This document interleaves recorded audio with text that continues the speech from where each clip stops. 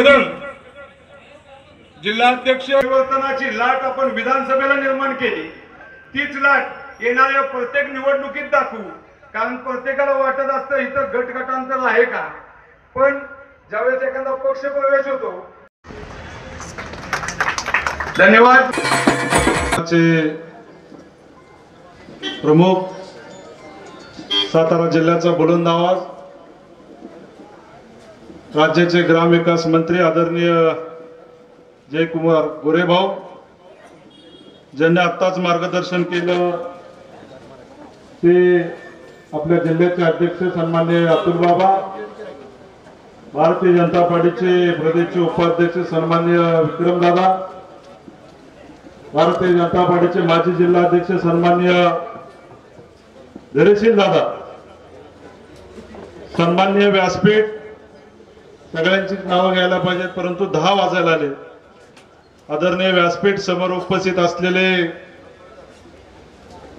भारतीय जनता पार्टीचे सर्व नेते कार्यकर्ते, खास करून उपस्थित असलेले कोपर्डे गावातील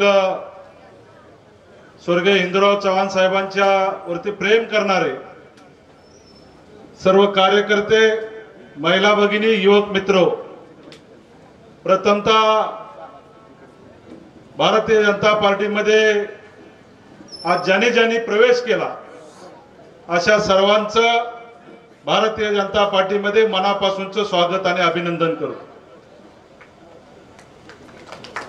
खरं तर मित्र, आपल्याला माहिती आहे गेल्या 11 वर्षापूर्वी या देशामध्ये आदरणीय नरेंद्रजी मोदी साहेबांच्या नेतृत्वामध्ये भारतीय जनता पार्टीचं सरकार आलं आणि राज्यामध्ये 2015 मध्ये आपल्या सगळ्यांचे नेते आदरणीय देवेंद्रजींच्या नेतृत्वामध्ये सरकार आलं आणि अखंड देश भारतीय जनता पार्टीमध्ये झालेला आपल्याला सगळ्याला बघायला मिळाला।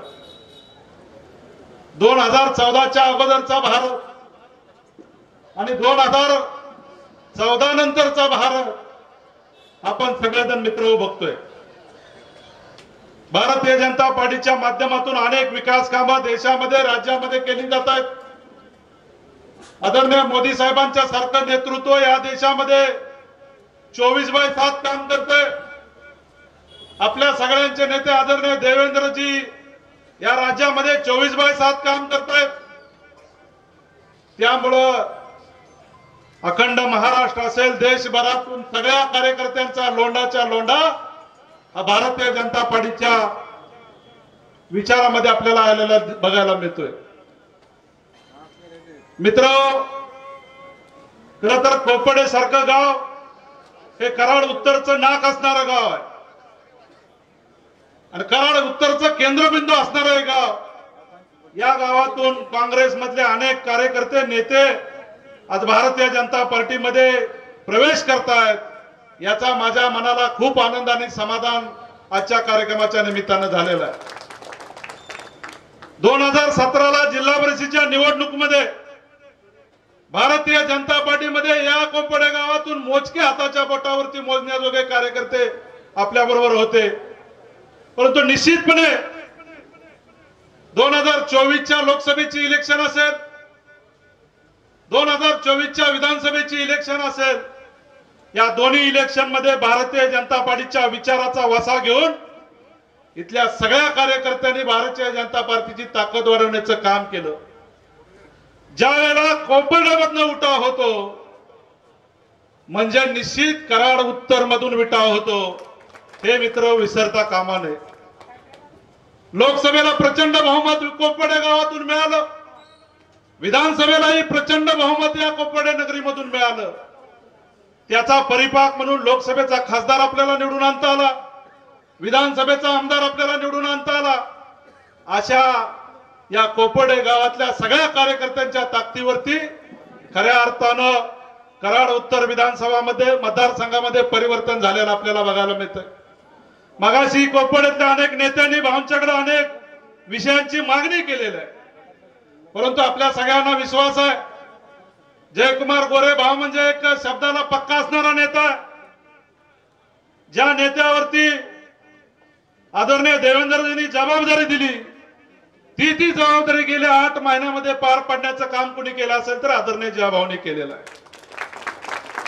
गेल्या ऐतिहासिक काळापासून आपल्या पंढरपूरला जाणारी पालखीचा विषय असेल, अतिशय सुंदरपणे हाताळून त्या नियोजनामध्ये जयभाऊंच्या मार्गदर्शनाखाली त्या पालखीचं नियोजन या देशामध्ये नाही तर जगामध्ये गौगवा होण्याचं काम जयकुमार गोरे भाऊंच्या माध्यमातून झालेलं आहे.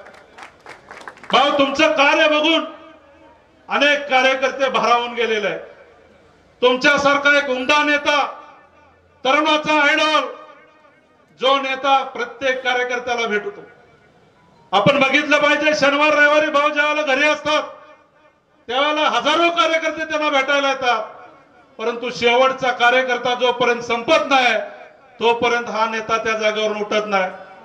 असा नेता आपल्या सगळ्यांना लाभलेला आहे आणि अशा नेत्याच्या नेतृत्वाखाली आज आपण भारतीय जनता पार्टीमध्ये या कोपर्डे नगरीतल्या अनेक विभागातल्या कार्यकर्त्यांनी प्रवेश केलेला आहे.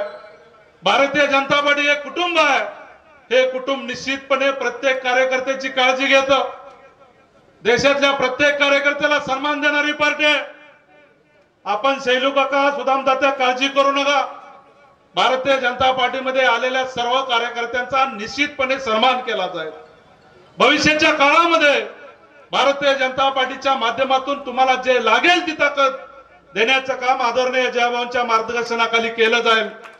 आज कार्यक्रमाला खूपच उशीर झालेला आहे. मी माझं बोलणं जास्तीचं लांबवणार नाही, परंतु कोपर्डे जिल्हा परिषद गटामध्ये भाऊ हा कारखान्याच्या कार्यक्षेत्रातला मतदारसंघ आहे. गेली 25 वर्ष ज्यांनी नेतृत्व केलं त्यांना या विभागामध्ये विशेष एखादंही काम करता आलेलं नाही. भाऊ, आपल्याला संधी आहे. कोपर्डे गाव असेल किंवा या जिल्हा परिषद गटातली 17 गावांचा विकास, जो प्रलंबित विकास आहे, हा निश्चितपणे तुमच्या नेतृत्वात आम्हाला झालेला बघायचा आहे आणि आपण तो निश्चितपणे पूर्ण कराल ही माझ्यासारख्या कार्यकर्त्याला अपेक्षा आहे. या ठिकाणी आपण सर्वजण, पावसाची आपल्याला छाया मिळाली, पावसाचं आगमन झालं, आपल्यावरती शुभेच्छाचा वर्षाव झाला. आज खऱ्या अर्थानं आपण सगळेजण धन्य झालो. मी पुन्हा एकदा ज्या भारतीय जनता पार्टीच्या प्रवाहामध्ये जे जे कार्यकर्ते आले त्यांचं मनापासूनचं अभिनंदन करतो, त्यांचं स्वागत करतो आणि माझे 2 शब्द संपवतो. जय हिंद, जय महाराष्ट्र.